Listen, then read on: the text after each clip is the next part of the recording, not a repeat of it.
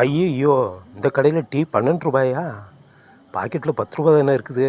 சரி பையன் நைஸாக எஸ்கேப் ஆகிடும் என்று 10 ரூபாய் டீ கிடைக்கிற கடையை நோக்கி போய் கொண்டிருக்கிறார்கள் பலர்.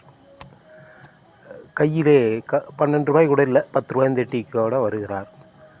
இப்படி 2 ரூபாய் கூட போராடி கொண்டு 10 ரூபாய் டீக்கு அலைகின்ற ஒருவரை பார்த்து பலர் அவரை பெரிய அதானி அம்பானிக்கு அடுத்த பணக்காரர் என்றும் பெரிய லார்டு லபக்தாஸ் என்றும் நினைத்து கொள்கிறார்கள். உண்மையிலே அவர் நன்றாக இருந்தவர் தான், சூழ்நிலை அவரை அந்த நிலைக்கு கொண்டு வந்து விட்டது.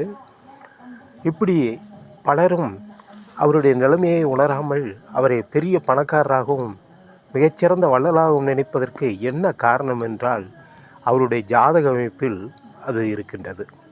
அதாவது ஒருவருடைய ஜாதகத்தில் லக்கணத்தில் லானா என்று போட்டிருக்கிறது இல்லையா, அந்த இடத்தில் குரு அல்லது வியாழன், புதன் இந்த இருவரும் இருந்தாலோ அல்லது அந்த லானா என்று போட்டிருக்கிற இடத்திலிருந்து 5வது இடம், 7வது இடம், 9வது இடத்தில் குரு இருந்தால் மற்றும் 7வது இடத்தில் புதன் இருந்தால், புதன் 7இல் மட்டும் குரு 5, 7, 9 போன்ற இடங்களில் இருந்தால் அவர்கள் அடுத்தவர்கள் பார்வைக்கு ஒரு பெரிய வள்ளலாகவும் பெரிய பணக்காரராகவும் காணப்படுவார்கள்.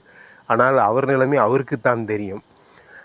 அப்படி அது எதற்கு அந்த நிலை ஏற்படுகிறது என்றால், அந்த பொதுவாக அந்த நிலை ஏற்பட்டதற்கே காரணம் இது ஒரு அமைப்பு. இப்படி அமைப்பு லக்கணத்திலே குருவும் புதனும் இருந்தாலே அவர்கள் உண்மையிலே வள்ளலாக இருப்பார்கள். இருக்கிற பணத்தை எல்லாம் வாரி இறைத்து விட்டு இந்த 12 ரூபா டீக்கு வழி இல்லாமல் 10 ரூபாயை டீயை தேடி செல்கின்ற ஒரு நிலைமைக்கு ஆளாவார்கள்.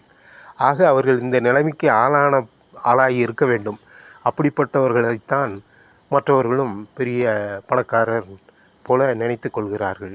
ஆகவே நண்பர்களே, உங்களுக்கும் அப்படிப்பட்ட ஒரு அமைப்பு இருக்கிறதா? அதாவது லக்கணத்திலே குருவும் புதனும் சேர்ந்திருத்தல், அல்லது லக்கணத்திலிருந்து 5வது வீடு, 7வது இடம், 9வது இடத்தில் குரு இருப்பது, அல்லது லக்கணத்திலிருந்து அல்லது இல்லை இந்த ஒரு அமைப்பு ப்ளஸ்ஸு லக்கணத்திலிருந்து 7வது இடத்தில் புதன் இருப்பது.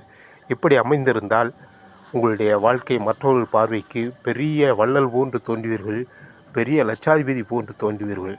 ஆனால் உங்களுக்கு 10 ரூபா டீக்கு கூட கஷ்டப்படுவீர்கள். அந்த 10 ரூபா டீக்கு கஷ்டப்படுவதற்கு கூட இந்த அமைப்பு தான் காரணம் என்று சொல்லி முடிக்கின்றேன். நன்றி, வணக்கம்.